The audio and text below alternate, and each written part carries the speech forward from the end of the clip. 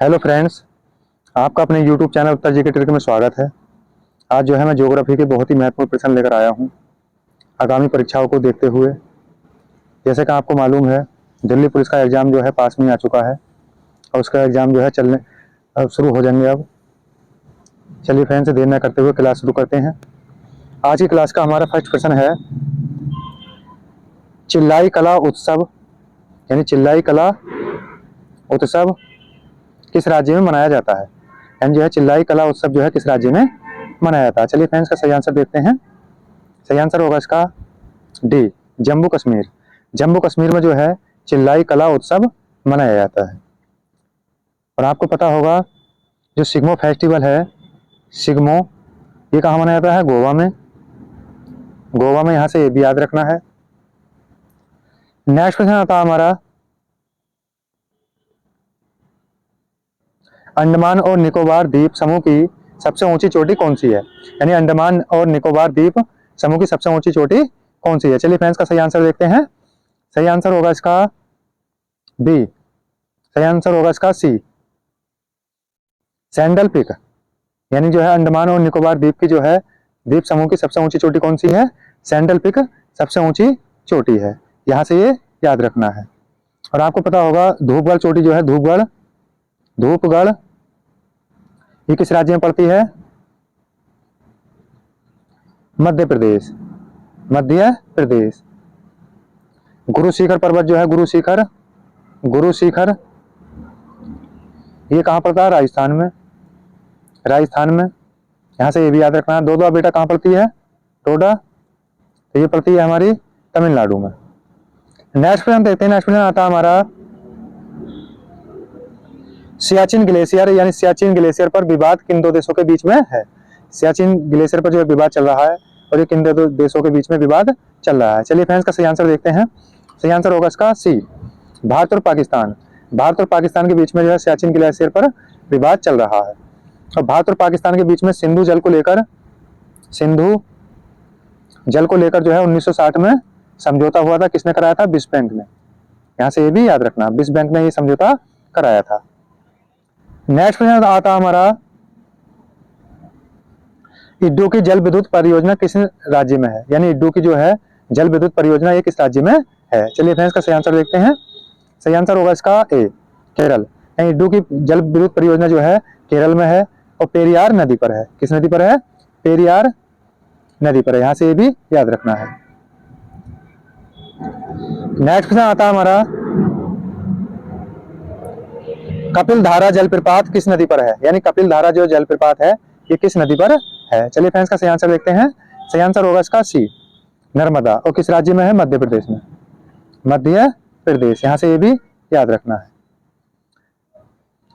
गरसप्पा जो जलप्रपात है, गरसप्पा, ये किस राज्य में है? ये कर्नाटक में है। कहाँ पड़ता है ये? कर्नाटक, कर्नाटक। यहाँ से ये भी याद रखना है। नेक्स्ट क्वेश्चन आता है हमारा, निम्नलिखित में से कौन सा युग्म सही ढंग से मेल नहीं खाता? यानी कौन सा जो है ऐसा युग्म है जो सही ढंग से मेल नहीं खाता? चलिए फ्रेंड्स, का सही आंसर देखते हैं। सही आंसर होगा इसका बी, यानी कि पापनासम जो है, ये हमारा जलप्रपात है, ये हिमाचल प्रदेश में नहीं है, तमिलनाडु में है, तमिलनाडु में है। यहाँ से ये याद रखना है।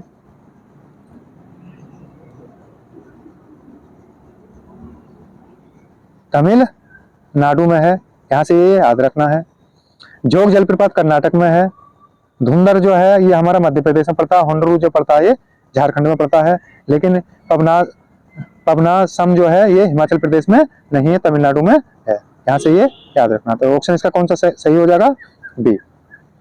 नेक्स्ट में आता है हमारा, अंग्रेजों ने भारत में अपना पहला बंदरगाह किस स्थान पर बनाया था? यानी कि अंग्रेजों ने जो है भारत में अपना पहला बंदरगाह बनाया था, ये किस स्थान पर बनाया था? चलिए फ्रेंड्स, इसका सही आंसर देखते हैं। सही आंसर होगा इसका सी, मद्रास। मद्रास में ये जो है बंदरगाह बनाया था। और आपको याद होगा 1644 में ये बंदरगाह का निर्माण किया था। भारत का पहला नगर निगम कहाँ बना था? भारत का पहला नगर निगम ये भी हमारा जो है मद्रास में ही बनाया गया था। अगला प्रश्न आता है हमारा, सतमाला पहाड़ियां किस राज्य में स्थित हैं? यानी सतमाला की जो पहाड़ियां हैं ये किस राज्य में स्थित हैं? चलिए फ्रेंड्स इसका सही आंसर देखते हैं।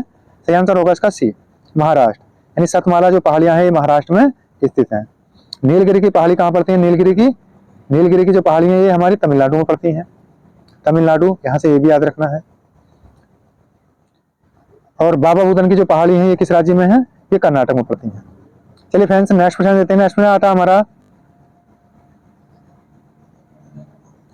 निम्न में से किस उद्योग को चाइल्ड ऑफ प्रोटेक्शन कहा जाता है?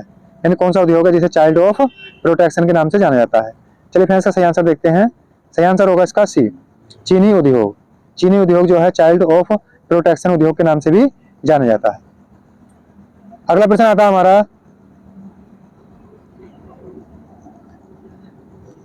मणिकर्ण गर्म जल स्रोत किस राज्य में स्थित है? यानी कि मणिकर्ण जो है जल स्रोत है किस राज्य में स्थित है? चलिए फ्रेंड्स का सही आंसर देखते हैं। सही आंसर होगा इसका बी, हिमाचल प्रदेश। नेक्स्ट प्रश्न आता है हमारा, निम्न में से किसे टूटता हुआ तारा कहा जाता है? यानी इनमें से जो है कौन सा टूटता हुआ तारे के नाम से जाना जाता है? चलिए फ्रेंड्स का सही आंसर देखते हैं। सही आंसर होगा इसका बी, उल्का पिंड। और सबसे तेज घूमने वाले तारों को कहा जाता है पल्सर। पल्सर जो है सबसे तेज घूमने वाले तारों को कहा जाता है। सबसे चमकीला जो तारा है साइरस। साइरस जो है सबसे चमकीला तारा है। नेक्स्ट प्रश्न आता है हमारा, नियामे किस अफ्रीकी देश की राजधानी है? यानी नियामे जो है ये किस अफ्रीकी देश की राजधानी है? चलिए फ्रेंड्स का सही आंसर देखते हैं। सही आंसर होगा इसका ए, नाइजर। नियामे जो है नाइजर की राजधानी है और ये अफ्रीका में पड़ता है। नेक्स्ट प्रश्न आता है हमारा,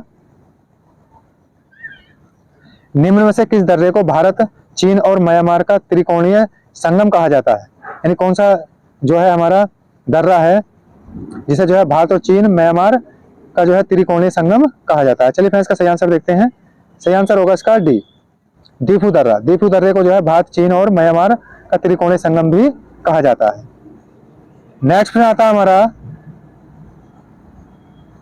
किस राज्य में दक्कन दर्रा है? यानी किस राज्य में जो है दक्कन दर्रा है? चलिए फ्रेंड्स का सही आंसर देखते हैं। सही आंसर होगा इसका बी, अंडमान निकोबार द्वीप में ये दर्रा पड़ता है। नेक्स्ट प्रश्न आता है हमारा,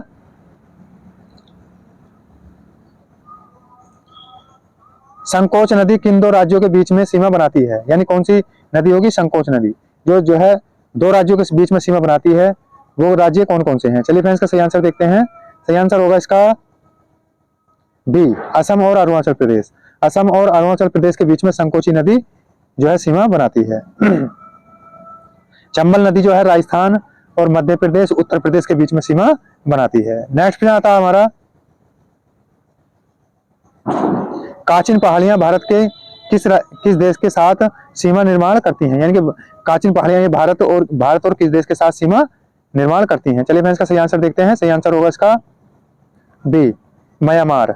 काचिन पहाड़ियां जो है भारत और म्यांमार के बीच में सीमा निर्माण करती हैं। नेक्स्ट में आता है हमारा, दक्षिण अफ्रीका के शीतोष्ण घास स्थल को क्या कहा जाता है? यानी दक्षिण अफ्रीका के जो है शीतोष्ण घास स्थल को क्या कहा जाता है? चलिए फ्रेंड्स का सही आंसर देखते हैं। सही आंसर होगा इसका सी, बेल्ट्स। बेल्ट्स जो घास के मैदान है दक्षिण अफ्रीका में पाए जाते हैं। नेक्स्ट में आता है हमारा,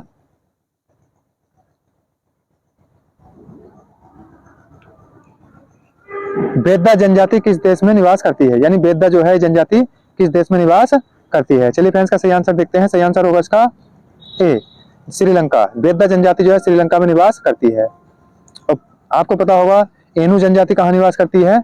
एनु तो ये निवास करती है जापान में। नेक्स्ट में आता है हमारा, माओरी जनजाति का निवास क्षेत्र कहाँ पाया जाता है? माओरी जो जनजाति है ये कहाँ पर पाई जाती है? चलिए फ्रेंड्स का सही आंसर देखते हैं। सही आंसर होगा इसका बी, न्यूजीलैंड। न्यूजीलैंड में जो है माओरी जनजाति निवास करती है। नेक्स्ट में आता है हमारा,